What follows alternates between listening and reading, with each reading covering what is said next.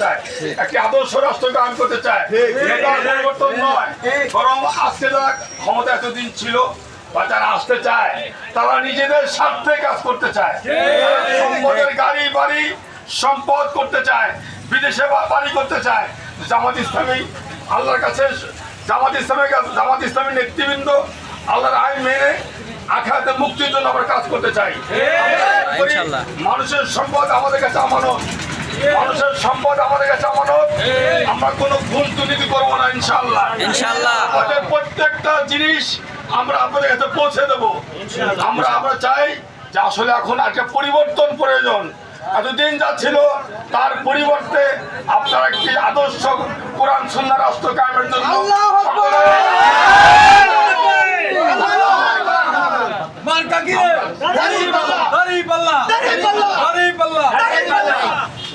আজ দেশব্যাপী কিন্তু পরিবর্তনের হাওয়া বইছে সারা দেশেই।